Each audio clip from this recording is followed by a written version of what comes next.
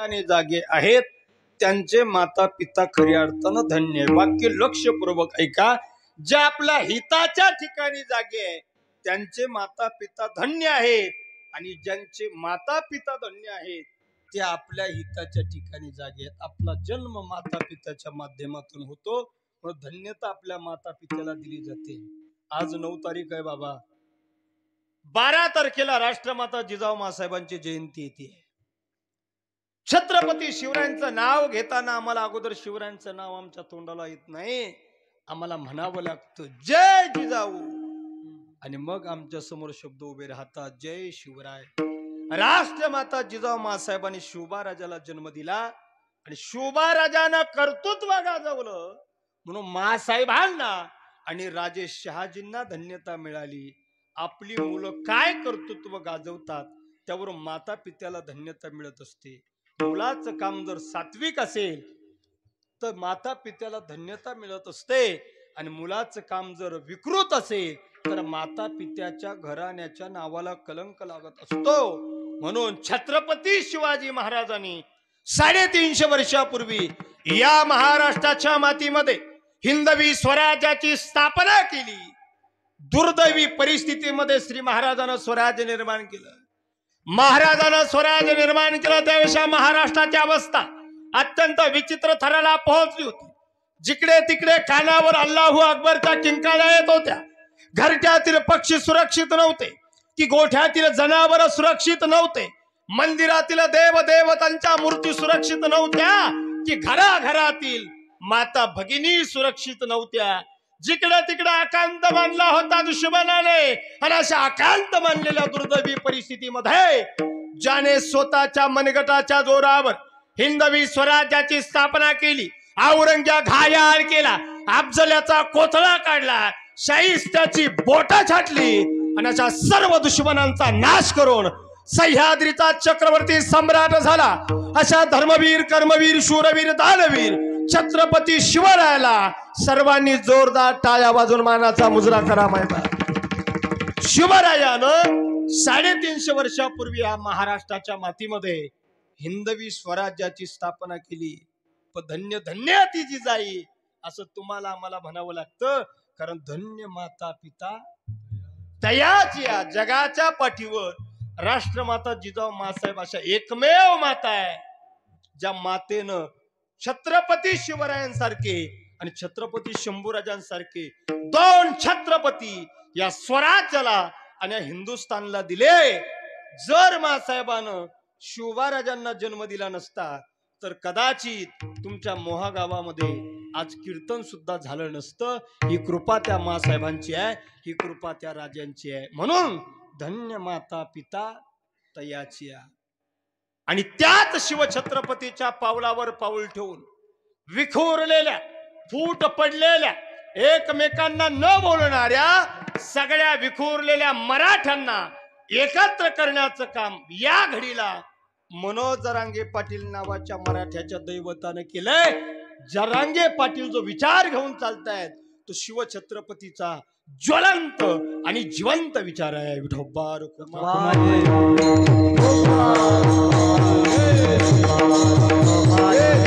खरं तर आरक्षणाचा लढा काही काल परवा सुरू झालेला नाही। 1982 साली अण्णासाहेब पाटील नावाच्या मराठ्याच्या आमदारानं ठरवलं माझ्या समाजाला आरक्षण मिळालं पाहिजे, आणि जर माझ्या समाजाला आरक्षण मिळत नसेल तर माझ्यासारख्या मराठ्याच्या नेत्यानं स्वतःला आमदार म्हणून घेणं सोडलं पाहिजे। अण्णासाहेब पाटलांनी सगळ्या मराठा तरुणांना एकत्र केलं आणि आरक्षणाची चळवळ उभी केली, पण आरक्षण मिळत नव्हतं। अण्णासाहेब पाटलांनी शपथ घेतली माझ्या गोरगरीब मराठ्यांच्या पोरांच्या पदरात आरक्षण मिळालं पाहिजे, आणि एक दिवशी तर अशी शपथ घेतली उद्या सकाळचा सूर्य उगेपर्यंत जर माझ्या समाजाला आरक्षण मिळालं नाही तर हा अण्णासाहेब पाटील उद्याचा सूर्य सुद्धा पाहणार नाही। आरक्षण मिळालं नाही आणि अण्णासाहेब पाटील नावाच्या मराठ्याच्या दैवतानं स्वतःच्या डोक्यात गोळी झाडून आत्महत्या केली। ते आरक्षणासाठीचं पहिलं बलिदान होतं। हे बलिदान आपल्याला कधीच विसरून चालणार नाही। मराठ्यांचे आमदार होते अण्णासाहेब, संपत्ती होती, पण तरी गरीब लेकरासाठी आत्महत्या केली. म्हणून मराठ्यांच्या लोकांनी अण्णासाहेबांना देव मानलं. आता आम्ही ज्या मराठ्यांच्या नेत्यांना देव मानतो ते मात्र आरक्षणाच्या चळवळीच्या वेळी जर घराचे दरवाजे बंद करत असेल, आमच्या मागण्याशी सहमत नसतील आणि आमच्या पाठीमागे उभे राहत नसेल ना, तर जे अण्णासाहेबांसोबत झालंय त्याच्या उलट यांच्या सोबत होणार. अण्णासाहेबांना आम्ही नेता मानलं आणि ते मराठ्यांचे दैवत झाले, कारण स्वतःच्या डोक्यात गोळी झाडून आत्महत्या केली. आणि आम्ही तुम्हाला दैवत मानलं आणि आमच्या वेळी तुम्ही घर लावून बसता. याद राखा, येणाऱ्या काळात मराठ्यांची पोरं तुम्हाला गोळ्या झाडल्याशिवाय राहणार नाही, कारण मराठ्यांची पोरं आता क्रांतिकारी होऊ लागले.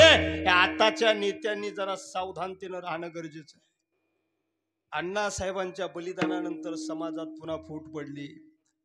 अण्णासाहेब जावळे पाटील, देवीदासजी वडजे सर, मराठ्याच्या एका एका वाघानं, अगदी तुमच्या जिल्ह्यातले विनायकराव मेटे साहेब, एका एका मराठ्याच्या वाघानं समाजाला आरक्षण मिळावं यासाठी प्रचंड मोठी चळवळ उभा केली.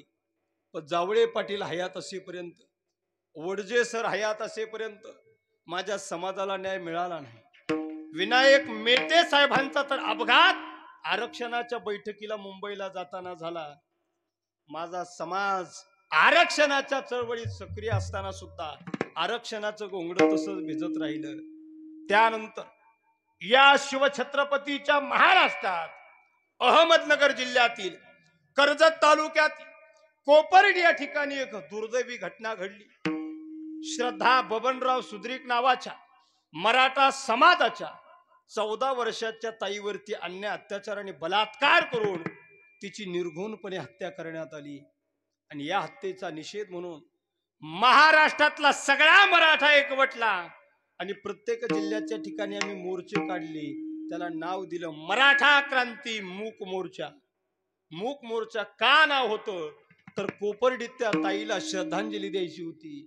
58 मूक मोर्चे झाले. प्रत्येक मोर्चाला जमलेले मराठे लाखो होते, पण कोणत्याही 58 मोर्चापैकी कोणत्याच मोर्चात दगडफेक झाली नाही. कोणत्याच मोर्चात कोणत्या जाती धर्माच्या विरोधात शिवीगाळ घोषणाबाजी झाली नाही. शांततेच्या मार्गाने मोर्चे पार पडले. मोर्चाच्या अनेक मागण्या होत्या, त्यापैकी 2 प्रामुख्यानं. मागणी क्रमांक 1, कोपर्डीतील ताईवर अत्याचार करणाऱ्या नराधमांना फाशीची शिक्षा व्हावी आणि मराठा समाजाला आरक्षण मिळावं. कोपर्डीतील ताईवर अत्याचार करणाऱ्या नराधमांना फाशीची शिक्षा सरकारनं दिली नाही, उलट त्यांना जेलमध्ये वाचायला पुस्तकं दिली. बलात्काराला फाशी द्यायची सरकारला लाज वाटली की काय? अखेर सरकारला लाज वाटली म्हणून तो बलात्कारी लाजला आणि त्या बलात्कारानं स्वतः जेलमध्ये लाज वाटली म्हणून गळफास घेऊन आत्महत्या केली. पण सरकारनं त्यांना फाशी दिली नाही, आरक्षण तर मिळालंच नाही. कारण तेव्हाचे राज्याचे मुख्यमंत्री होते आत्ताचे उपमुख्यमंत्री उर्फ नागपूरचे देवेंद्र मामा. मराठे शांत बसणार नाही. मराठ्यांनी पुन्हा एक मोर्चा उभा केला, त्याला नाव दिलं मराठा क्रांती ठोक मोर्चा. आता ठोक मोर्चा नुसता नावाला ठोक मोर्चा होता. ठोक मोर्चात कोणत्याही मराठ्याच्या पोराने हातात दगड घेतला नाही, कोणत्याही मराठ्याच्या पोराने हातात काठी घेतली नाही. शांततेच्या मार्गानं ठोक मोर्चे पार पडले आणि या ठोक मोर्चातून आम्हाला काहीच मिळालं नाही. परंतु आमच्या मराठा समाजानं संपूर्ण जगाला दाखवून दिलंय की जगाच्या पाठीवरती मराठा समाजासारखा संस्कारी समाज कोणता नाही. कारण लाखो मराठ्यांच्या गर्दीमधून अँब्युलन्स गाडी एका मिनिटात बाहेर पडत होती. हे मराठ्यांनी संस्कार त्या मोर्चातून दाखवून दिले. मूक मोर्चे झाले, ठोक मोर्चे झाले, तरी समाजाला न्याय मिळाला नाही. लाखोच्या संख्येने जमून आम्हाला न्याय मिळाला नाही. आता मात्र मराठ्यांची लेकरं दुःखी झाली. आमच्या समाजाला जर न्याय मिळत नसेल, चांगले मार्ग पडून जर आम्हाला नोकरी लागत नसेल, या देशात समता, बंधुता आणि या देशात काही गुणवत्तेला महत्व आहे की नाही, समता नावाची संकल्पना जिवंत आहे की नाही, असा प्रश्न मराठ्यांची लेकरं करू लागली. आणि चांगली गुणवत्ता असून जर नोकरी लागत नसेल तर जगायचं कशासाठी? मराठ्यांच्या लेकरांनो, याच दुःखातून, या उद्विग्नतेतून आत्महत्येसारखं टोकाचं पाऊल उचललं आणि ठोक मोर्चाच्या नंतर 43 मराठा तरुण तरुणीनं आरक्षणासाठी आत्महत्या केल्या. तरी सरकारनं न्याय दिला नाही आणि आतापर्यंत जवळपास 200 मराठा तरुण तरुणीनं आरक्षणासाठी आत्महत्या केल्या, तरी सरकारला जाग आली नाही. सरकारला आम्ही म्हणतोय, सरकार तुम्ही आमच्या लाखोंच्या मोर्चाची काहीतरी दखल घ्या. सरकारनं सांगितलं इथं भावनिकतेला महत्व नाही, मग तुम्ही निवडणुकीच्या वेळी देवा धर्माच्या नावानं प्रचार करता आणि गोरगरीब लोकांना फसवण्याचं काम देव देश धर्माच्या नावानं करता. ती भावनिकता नाही का? ठोक मोर्चाच्या नंतर आरक्षण मिळालं. बरेचसे दिवस आरक्षणाच्या मुद्द्यावर विरजन पडलं आणि दिवस उजाडला. 29 ऑगस्ट 2023 आमच्या व्हॉट्सअपवरती एक मेसेज आला, उद्या शहागडच्या पैठण फाट्यावर आरक्षणाच्या मागणी करता आक्रोश मेळाव्याचं आयोजन करण्यात आलंय. आपण आपल्या मित्र परिवारासह उपस्थित राहावं. मेसेज होता मनोज जरांगे पाटलाचा. 4-5 हजार लोक येतील असं वाटलं होतं, 10,000 लोक येतील असं वाटलं होतं, पण एका गोरगरीब फाटक्या कपड्याच्या आणि फक्त 2 एकर कोरडवाहू जमिनीचा 7-12 असणाऱ्या मनोज जरांगे नावाच्या मराठ्याच्या तरुणानं एका मेसेज वरती लाखो मराठीच्या ठिकाणी शहागडला गोळा केले आणि आरक्षणाच्या चळवळीला खरी सुरुवात झाली. जरांगे पाटलाचं 29 ऑगस्टच्या मेळाव्यातील, आक्रोश मेळाव्यातलं भाषण ऐतिहासिक ठरलं. प्रत्येक महापुरुषाला जर आपल्या जीवनात क्रांती करायची असेल तर क्रांतीचं काही ब्रीद वाक्य असतं. भगवान परमात्म्यापासून तर मनोज जरांगे पाटलापर्यंत प्रत्येकाचं ब्रीद वाक्य, देवाचं ब्रीद वाक्य, यदा यदा ही धर्मस्य ग्लानिर्भवति भारत अभ्युत्थानम धर्मस्य तदात्मानं सृजाम्यहं परित्राणाय साधूनां विनाशाय च दुष्कृतां धर्म संस्थापनार्थाय संभवामी युगे युगे. संताचं वाक्य आहे, घेईन मी जन्म यादसाठी देवा. संताचं वाक्य, धर्माचे पालन करणे पाखंड खंड हेची आम्हा करणे काम, बीज वाढवावे नाम. लोकमान्य टिळकांचं वाक्य आहे, स्वराज्य हा माझा जन्मसिद्ध हक्क आहे आणि तो मी मिळवणार. तुम मुझे खून दो मैं तुम्हें आजादी दूंगा. झाशीच्या राणीचं वाक्य आहे, मेरी झाशी नहीं दूंगी. आणि मनोज जरांगे पाटलाच्या 29 ऑगस्टच्या मेळाव्यामधली 2 वाक्य त्यांच्या मराठा आरक्षण क्रांतीचे ब्रीद वाक्य ठरले. जरांगे पाटलांनी सांगितलंय, आज दुपारनंतर एक तर मराठ्यांच्या आरक्षणाची विजय यात्रा निघेल, नाहीतर मनोज जरांगेची अंत्ययात्रा निघेल. कारण येतानाच बायकोला सांगून आलोय, आलो तर तुझा आणि गेलो तर समाजाचा. कुंकू पुसून तयार रहा. जरांगे पाटील नावाच्या वाघानं हे वाक्य उच्चारलं. जेवढ्या लोकांच्या टाळ्या वाजल्या तेवढ्या लोकांच्या डोळ्यात पाणी आलं. नुसतं भाषण करून लोकांच्या डोळ्यात पाणी येत नसतं, भाषण करणाऱ्याचं काम तसं असावं लागतं, भाषण करणाऱ्याचा त्याग तसा असावा लागतो. मनोज जरांगे काय आहेत मला माहिती आहे. 11 वर्ष झाले त्यांच्या खांद्याला खांदा लावून काम करतोय. 22-23 वर्षापासून समाजाचं काम त्यांनी केलंय. तुमच्या बीड जिल्ह्यात जन्म जरी झाला असला तर 22 वर्षापासून जालना जिल्ह्यामध्ये फक्त आणि फक्त समाजाच्या जागृतीचं काम त्या माणसानं उभा केलंय. पोटात अन्नाचा कण नसताना तो माणूस समाजासाठी वनवन फिरला. अंगावर फाटकी कपडे असताना तो माणूस समाजाच्या तरुणांचं संघटन करत फिरला. आजही त्या माणसाच्या घरात महिनाभर पुरेल एवढं धान्य नाही, पण तरी तो माणूस समाजासाठी काम करतोय. त्या माणसानं स्वतःच्या बायकोला दुसऱ्याच्या शेतात रोजानं मजुरीनं पाठवलं, पण समाजाचं काम कधी सोडलं नाही. हा त्या माणसाच्या जीवनातला त्याग आपल्या समाजाला कधीच विसरून चालणार नाही. समाजासाठी जमीन विकली, समाजासाठी जमीन विकली म्हणून भावानी बोलणं बंद केलं, पण समाजाचं काम सोडलं नाही. 29 ऑगस्टचं भाषण झालं, सरकारनं आरक्षण दिलं नाही. जरांगे पाटील, आम्ही आमच्या घरी पोहोचलो आणि वाटलं पाटील घरी गेले असेल, पण जरांगे पाटील घरी गेले नाही. थेट सराटी अंतरवालीला गेले आणि उपोषणाला बसले आणि सांगितलं, जोपर्यंत महाराष्ट्रातल्या गोरगरीब मराठ्यांच्या लेकरांना आरक्षण मिळत नाही ना, तोपर्यंत स्वतःच्या लेकरा बाळाचं घरी जाऊन तोंड सुद्धा पाहणार नाही. शपथ घेतली आणि उपोषणाला बसले. दुसऱ्या दिवशी सरकारच्या पायाखालची माती सरकली. या मनोज जरांगेच्या शब्दावर जर लाखो लोक एकत्र येत असतील तर हे जर उपोषणाला बसले तर महाराष्ट्रातल्या सगळ्या मराठ्यांना एकत्र करतील. म्हणून सरकारला भीती वाटली आणि सरकारचा शासन आपल्या दारी हा कार्यक्रम आमच्या जालन्यात होणार होता.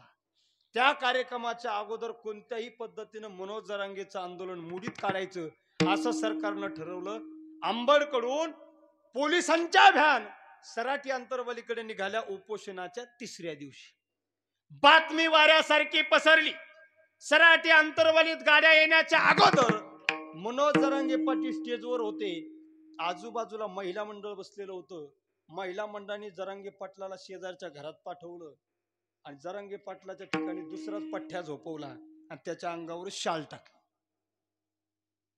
पोलीस आले. जरांगे पाटलांना उचललं, पण कोणत्या? दुसराच पठ्ठ्या. त्याला उचललं आणि त्या घटनेचा प्रतिकार माता भगिनी करू लागल्या तर माता भगिनीचे डोके पोलिसांनी काठ्याने फोडले.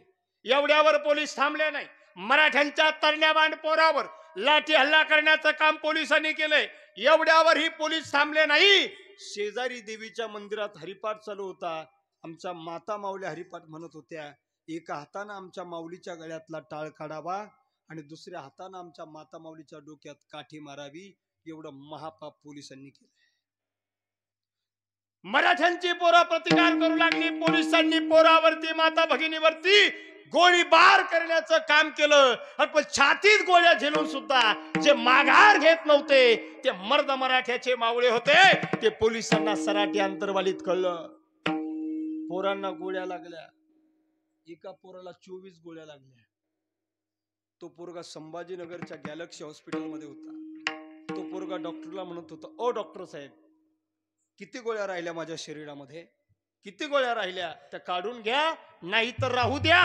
पण 14 तारखेच्या विराट सभेला मला अंतरवालीलाच जाऊ द्या. पोरं छातीत गोळ्या झेलून सुद्धा जरांगे पाटलांना पाठिंबा देत आहेत, कारण यांचं नेतृत्व सकल मराठा समाजानं मान्य केलं. आता ते लांब गेले ओली गुजरी फाट्यावर. पोलिसाला वाटलं मनोज जरांगे तरी एवढे शांत नाही. अंगावरची शाल काढली तर विजय झांजे नावाचा पठ्ठ्या करायले गेले गणपती आणि झाला मारुती. आंदोलन मोडलं नाही, उलट 1000 पटीनं पेटून उठलं आणि मनोज जरांगे पाटील आणि सराटी अंतरवाली हे नाव महाराष्ट्राच्या कानाकोपऱ्यामध्ये पोहोचलं. लाखो मराठी सराटी अंतरवालीला निघाले. मी ज्या दिवशी श्रीकृष्ण जन्माष्टमीची भागवत कथा आटोपून जरांगे पाटलांना भेटायला गेलो, 3 किलोमीटरवर गाडी लावावी लागली.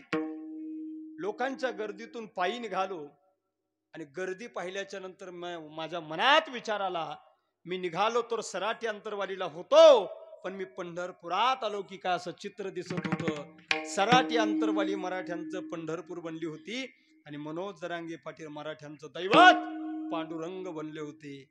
सरकारला वाटलं यांच्या नादी लागू नये, आमरण उपोषणे सोडून देतील.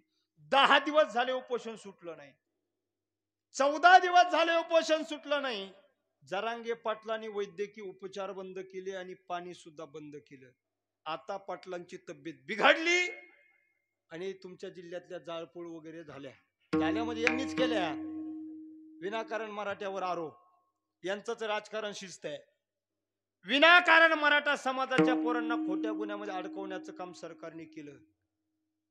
आणि 15व्या दिवशी 14व्या दिवशी राज्याच्या मुख्यमंत्र्याचा फोन आला, जरांगे पाटील तुम्ही उपोषण सोडा, आम्ही सरकार दरबारी तुमच्या मागण्या मांडतोय.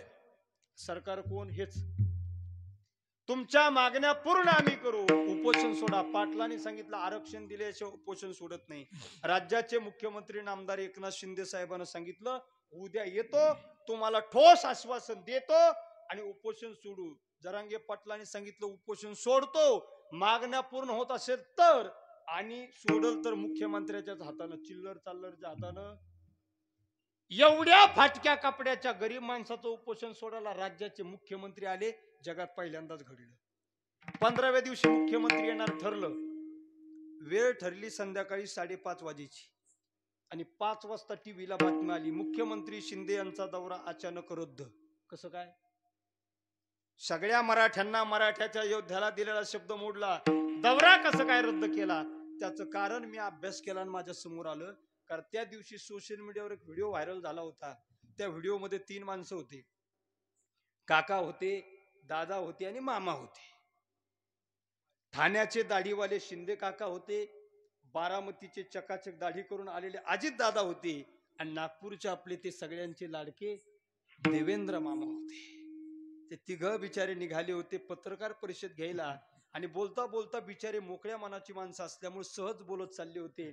त्यात राज्याचे मुख्यमंत्री शिंदे काका म्हटले, आपलं काय बोलून मोकळं व्हायचं आणि निघून जायचं.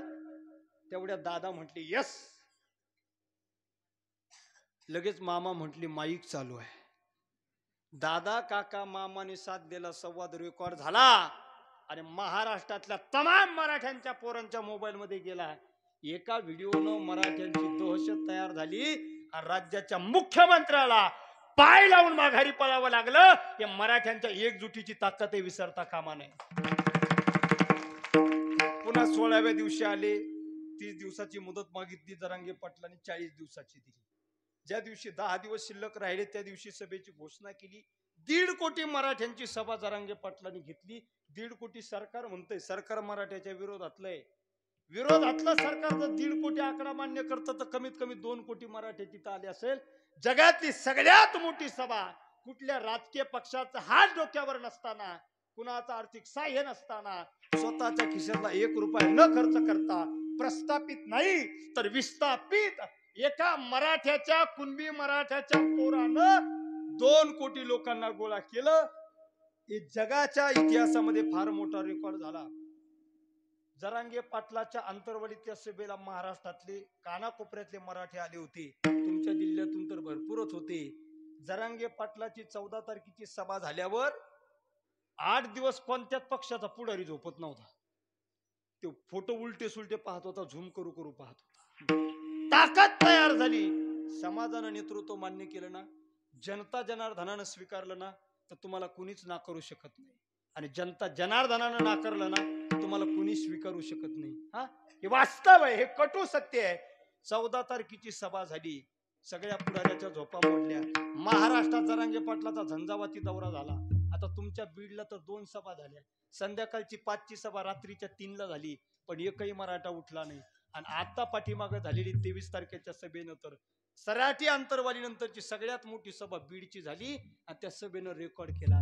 या माणसाचं नेतृत्व मान्य केल्यामुळे एवढं घडतंय. सरकारच्या लक्षात आलं. 40 दिवसात सरकारनं आरक्षण दिलं नाही. पुन्हा पाटील उपोषणाला बसले. पुन्हा एक 4-5 जण शिष्टमंडळ आलं, उपोषण सोडलं. 24 डिसेंबर तारीख दिली. 24 डिसेंबर पर्यंत आरक्षण दिलं नाही. जरांगे पाटलांनी सांगितलं आता चलो मुंबई. आणि मराठ्यांच्या वादळाला मुंबईत येऊ नये पण अनेक षडयंत्र रचले जातात. पण मराठ्यांना मुंबईत काय, पण दिल्लीमध्ये येण्यासाठी सुद्धा कुणी रोखू शकत नाही. कारण मराठ्यांचा आग्यामोळ खवळला ना तर या वादाला कुणी आडवं येऊ शकत नाही. 20 तारखेला सगळे मराठी मुंबईला निघणार आहे. आता यांनी पुन्हा आमच्या मध्ये आणलं राम मंदिर.